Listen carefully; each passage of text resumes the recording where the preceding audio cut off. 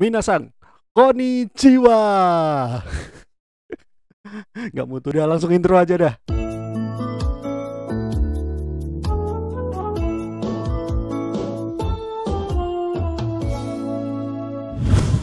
Halo, selamat datang di konten native, ngobrolin acara TV. Akhirnya konten native update lagi, tapi ini bukan di TikTok ya, tapi ini di YouTube.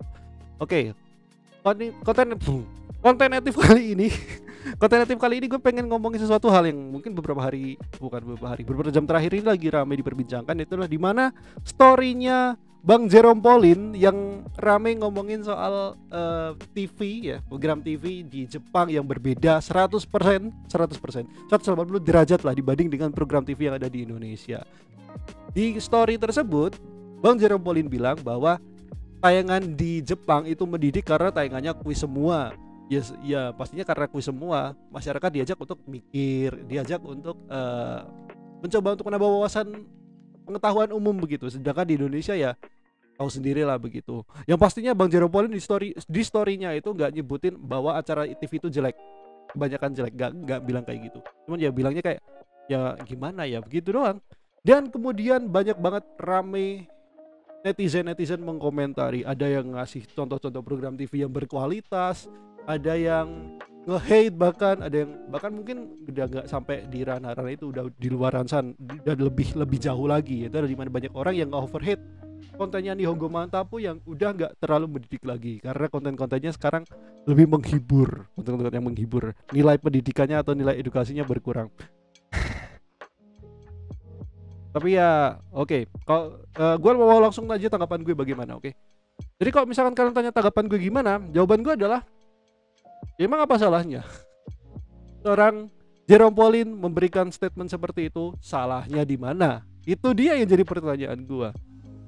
Apakah emang salah gitu melihat atau memberikan pendapat bahwa acara TV di Indonesia kebanyakan kayak gini ya gitu-gitulah gitu. Emang salah begitu? Ya kita lihat aja fakta di luaran sana bagaimana gitu ya. Memang kita tidak bisa memungkiri bahwa Indonesia memang untuk secara konten di TV memang ada banyak banget di luaran sana yang berkualitas. Tapi yang jadi pertanyaan adalah apakah suara atau gaungnya dari program TV yang berkualitas ini cukup tinggi? Apakah masyarakat juga nonton konten itu? Kalau masyarakat nonton konten itu pasti ada, tapi nilainya nggak sebanyak seperti konten-konten TV di luaran sana yang rating nomor 1, nomor 2 itu. Lu tahu sendiri lah maksud gue. Nah sekarang gue mau ngomentari tentang apa yang ada di storynya Nihongo Mantapu a.k.a. Jerome Pauline. Gue taunya Nihongo Mantapu terus gitu. Jerome Pauline itu jarang banget gue nyebut namanya gitu. Jadi storynya Jerome Pauline itu sebenarnya udah di beberapa minggu yang lalu ya. Jadi story itu sudah dibikin beberapa minggu yang lalu dan kemudian masuk ke ini kayaknya masuk di apa sih namanya, bukan headlines. Kalau di IG itu ada fitur apa tuh yang ada di bawah-bawahnya itu, gue lupa tuh, masuk di situ. Kemudian mungkin ada orang yang kebetulan mampir ke akun IG-nya Jerome Pauline dan ngelihat ada di headlines, mungkin namanya headlines atau apa ya, gue lupa. Silahkan tarik kasih di komentar ya, itu fitur apa, gue lupa namanya masalahnya. Dia buka di bagian itu dan nemu ada postingan story yang seperti itu, kemudian ramai diperbincangkan. Dan sebenarnya kalau ngomongin soal program TV yang kayak gini-gini, sebenarnya nggak cuma di story itu. Di videonya Om Deddy Corbuzier, Om Botak, di videonya Close the Door saat Om Deddy ngundang Jerome Pauline, itu ya dibahas juga gitu bahwa tentang program TV di Jepang yang kebanyakan adalah kuis begitu. Dan bahkan memberikan perbandingan antara program TV yang di Jepang juga program TV yang ada di Indonesia. Dari hal tersebut gue jadi mikir, netizen Indonesia yang budiman, kalian dari mana saja begitu? Kalian dari mana saja? Kalian dari gua atau bagaimana? Kalian ketinggalan info seperti ini atau gimana gitu? Jadi sebenarnya bahasan ini udah lama banget dan ini baru ramai beberapa hari terakhir ini. Itu yang pertama. Lalu yang kedua, sekarang kalau ngomongin soal program TV yang berkualitas, memang banyak banget. Apakah gaungnya besar? Belum tentu, guys. Sekarang gini aja deh. Gue mau mencoba melihat komentar netizen yang memberikan pendapat atau memberikan macam apa sih namanya, ngasih kayak program-program yang berkualitas di Indonesia tuh banyak banget, disebutin aja programnya begitu. Nah yang jadi fokus gue adalah dari apa yang mereka berikan atau yang mereka komen itu semua beberapa programnya sesuai. Cuman ada beberapa yang out of context dari apa yang dibahas di kontennya Bang Jerome Pauline ya. Jadi di story-nya Bang Jerome Pauline itu yang dikasih lihat adalah program kuisnya yang tayang di Jepang. Nah, dan orang-orang yang memberikan pasti namanya list program-program berkualitas di Indonesia itu ya banyak begitu. Tapi nggak semuanya kuis ya, ada beberapa konten yang dia nggak berkualitas tapi di luar kuis gitu dicatutin di sini. Asing setrum. Ada banyak banget. Salah satunya Mata Najwa, Kick Edi dan yang lain-lainnya. Jadi pertanyaan itu kan udah jauh dari konteks yang dibicarakan begitu. Kalau ngomongin soal program kuis di Indonesia, di Indonesia itu banyak banget. Bahkan setiap tahun gak pernah tuh berhenti ada yang namanya program kuis. Kita lihat aja 5 tahun terakhir, Sekarang 2022, kita lihat 2017. 2017 lu masih inget gak ada program kuis yang tayang di Trans 7 di waktu malam hari, namanya adalah Hexagon War. Ini yang bawa Om Helmi Yahya loh ini. Ya tayangnya malam sih memang, cuman entah apa yang terjadi tiba-tiba nggak ada lanjutannya lagi begitu. Kemudian 2018 TVRI bikin namanya kuis Siapa Berani, yang kita tahu sendiri itu kuis udah melegenda banget, ditayangin kembali kan 2018 2019. Kemudian 2020 gue kurang terlalu ngerti gaungnya bagaimana, yang pasti 2020 tuh kayaknya kalau nggak salah GTV punya program kuis baru tuh 2020, 2021, kemudian 2022, 2022. Jadi menjelang 2022 TV Tendean ya, Trans TV punya 2 program kuis saat itu. Ada Dreambox Indonesia yang masih tayang sampai sekarang, dan juga satu lagi Siapa Mau Jadi Juara. Yang gue nggak tahu apakah sekarang masih lanjut karena terakhir gue nonton tuh banget dari bulan Juni kalau nggak salah. Gue kemarin Jumat gue pengen nonton lagi si Siapa Mau Jadi Juara, tapi udah nggak tayang lagi, malah digantikan sinema warga ya, kartun animasi seperti itu. Jadi pertanyaan apakah ini jadi kalau ngomongin soal program kuis di Indonesia banyak banget, dan bahkan setiap tahun nggak mungkin berhenti produksi itu program kuis dari TV-TV manapun. Tapi memang program kuis nggak dominan di sini ya, masih dominan ya tetap sinetron dan konser dangdut gitu. Dan bahkan mungkin acara olahraga seperti sepak bola yang sekarang lebih dominan. Kalau program kuis ya nggak terlalu begitu. Nah sekarang jadi pertanyaan adalah begini, orang-orang yang mencantumkan ada program Mata Najwa, kemudian Kick Andy. Jadi pertanyaan adalah apakah semua orang nonton Mata Najwa dan Kick Andy? Apakah semua orang paham dengan bahasanya? Kan belum tentu. Ngomongin soal program kuis, itu kan yang nonton kan pasti banyak banget dari semua kalangan, bahkan ada orang dewasa, ada bapak-bapak, ibu-ibu, ada anak-anak juga. Dan gue yakin juga program kuis yang muncul ya, program kuis yang ada di TV kita itu yang ramah untuk semua orang gitu. Bahkan untuk anak-anak yang let's say kita bilang kelas 4 SD. Dari kelas 4 SD ke atas itu udah bisa nonton program kuis seperti itu. Bayangin aja kalau misalkan anak kelas 4 SD nonton Mata Najwa, apakah mereka paham dengan bahasanya? Yang pertama. Yang kedua, apakah mereka tahu inti dari permasalahan apa yang dibahas di Mata Najwa? Belum tentu juga. Jadi menurut gua, netizen yang budiman, kalian kalau ngasih contoh ya bener dong, yang sesuai dengan tipenya dong. Ini kan yang diomongin program kuis, kenapa kalian nyatutin program talk show? Yang dimana program talk show bahasanya ya berat-berat amat bro, dan dimana untuk anak kelas 4 belum tentu ramah juga gitu, belum tentu mereka paham. Jadi menurut gue kalian kalau masih ngasih contoh mesti yang sesuai ya. Kalau ngomong ada Arius Martel dan Fifth Grader itu ada, tapi gaungnya gak terlalu gede, makanya cuma berjalan beberapa hari di Global TV dulu ya kan, kemudian gak ada lanjutannya lagi. Kemudian Who Wants to Be a Millionaire juga ada, walaupun tayangnya malam tapi itu pendidiknya luar biasa, udah bagus banget tuh. Kita tuh program kuis tuh banyak banget, dari zaman dulu sampai zaman sekarang tuh banyak banget. Kata Berkait lah, Kita Remaja lah, apalagi kuis Siapa Berani, kemudian apalagi tuh Hexagon War, Penantang Terakhir, Family 100, banyak banget guys, banyak banget.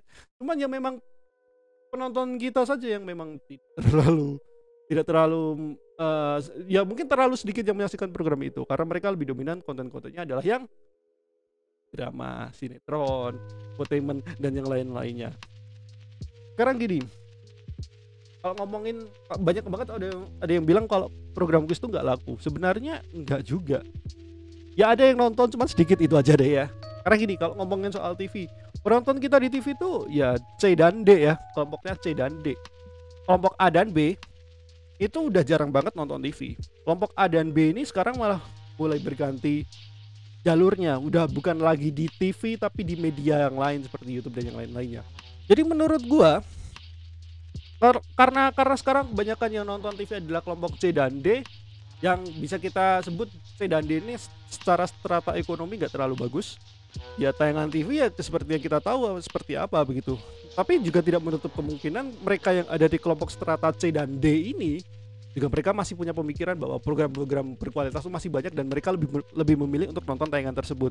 Makanya kalau lu lihat program kuis, misalkan contoh aja program kuisnya Dreambox Indonesia dan juga siapa mau jadi juara itu dapat rating walaupun kecil ya. Walaupun kecil tapi tetap dapat rating. Itu kan menandakan bahwa masih ada yang mau nonton gitu. Masih ada yang mau nonton, guys. Tapi memang sedikit, gak sebanyak itu. Gak sebanyak orang nonton Ikatan Cinta, gak sebanyak orang nonton sinetron-sinetron Indosiar, SCTV, Pintu Berkah dan teman-temannya begitu. Jadi menurut gua kuis tuh ya masih laku aja walaupun penontonnya sedikit gitu aja ya. Kemudian kalau misalkan kita bayangkan aja industri TV di Indonesia, semua stasiun televisi menayangkan program kuis. Setiap stasiun televisi mesti ada satu setidaknya program kuis. Menjadi pertanyaan, apakah orang-orang kelompok C dan D masih akan mau nonton TV? Sebenarnya kalau misalkan secara ekonomi strata C dan D masih akan mau nonton TV. Jadi pertanyaan adalah apakah stasiun TV mau berubah atau mau stuck di sini-sini aja? Itu dia yang jadi inti permasalahannya. Satu stasiun televisi masih kurang. Kita punya 16 stasiun televisi, 16 stasiun televisi termasuk TV swasta dan TV pemerintah atau TV publik. Jadi pertanyaan adalah, kalau cuma satu yang mau berubah, kan 1/16 guys. 1/16 sangat sulit. Ya bisa memungkinkan tapi sangat sulit untuk bisa merubah kultur dunia pertelevisian kita. Makanya menurut gua nggak semua stasiun televisi, setidaknya jangan 1/16 aja deh. Mungkin 8/16 dari seluruh stasiun televisi bisa mencoba melakukan formula seperti itu. Membuat program seperti kuis, membuat program talk show yang mendidik. Bahkan gue pengennya stasiun televisi yang ratingnya 1, 2, 3, stasiun TV terbaik 1, 2, 3, mereka bisa melakukan seperti itu. Harusnya. Kalau misalkan stasiun televisi itu melakukan seperti itu, gue yakin tayangan TV akan kembali bagus gitu, bukan memenuhi pasar lagi tapi sudah dengan visi yang lebih lagi, yaitu adalah mencerdaskan. Walaupun pihak TV pasti akan memberikan pembelaan konten-konten selain kuis, kan juga ada yang mencerdaskan, sinetron juga mencerdaskan, talk show juga mencerdaskan. Betul sekali. Gue sangat setuju sinetron juga memberikan nilai edukasinya. Tapi kan ya, apalah nilai sebuah edukasi kalau cuman untuk memenuhi pasar aja gitu. Ya nggak sih menurut? Ya nggak sih? Kalau kalian punya pendapat silahkan langsung kolom komentar aja. Oke, sedikit tambahan dari gua. Jadi sebuah program TV itu bisa laku atau bisa jalan lama ataupun tidaknya adalah karena rating dan share. Nah, buat kalian yang masih bingung apa itu rating dan share, sebenarnya gue udah jelasin panjang lebar. Cuman gue akan kasih gambaran kecilnya aja deh. Jadi rating dan share ini adalah matriks atau pengukuran atau penilaian dari sebuah program TV apakah sebuah program itu banyak yang nonton ataupun tidak begitu. Cuman yang membedakan adalah kalau rating itu adalah orang yang nonton program tersebut berbanding dengan semua sampel yang dipasangin atau semua sampel yang jadi responden.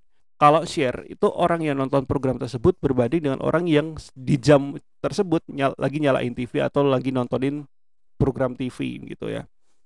Itu gambaran gampangnya antara rating dan share. Nah, jadi yang jadi permasalahan adalah di Indonesia sampel untuk AC Nielsen atau untuk lembaga rating itu cuma 1000 responden, sekitaran 1000 responden, dan itu dibagi ke 11 kota di Indonesia. Yang jadi permasalahan adalah rakyat Indonesia kan lebih dari 260 jutaan ya, dan itu dibagi dari gak cuma perkotaan, ada pedesaan, ada daerah 3T, yang dimana hiburan mereka pun juga masih ada yang hiburan utamanya tuh TV begitu. Yang jadi permasalahan kan itu gak mewakili semua rakyat Indonesia gak sih? Coba bayangkan aja 1000 per 260 juta orang di Indonesia. Apakah itu sudah mewakili? Belum sama sekali bro. Apalagi mewakilinya cuma 11 kota. Daerah 3T gimana begitu kan? Kalau misalkan kalian tanya penonton TV di Indonesia zaman dulu gimana? Ya kalau ngomongin zaman dulu ya, kelas A dan B pun masih nonton TV karena memang internet belum dominan saat itu gitu. Apalagi nggak usah bilang dominan deh, internet tuh dulu apaan itu internet gitu kan. Dulu tuh internet tuh jadi barang mewah gitu. Dan zaman dulu juga kelas A dan B masih nonton TV. Makanya kalau lo lihat acara kuis itu ratingnya tinggi banget, bro. Coba lo lihat aja 2002-an kalau nggak salah, tahun 2000 sampai 2002-an. Kuis Siapa Berani yang tayang di Indosiar itu ratingnya tinggi, bro.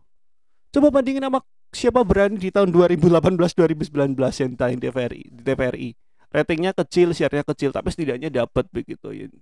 Jadi kesimpulannya sebenarnya program kuis, program edukatif itu dapat mendapat tempat di hati pemirsa walaupun rating dan share-nya rendah begitu, nggak setinggi seperti zaman dulu gitu. Mungkin itu aja konten natif kali ini. Terima kasih. Cukup singkat aja untuk hari ini. Kita akan ketemu lagi di next konten selanjutnya di lain kesempatan.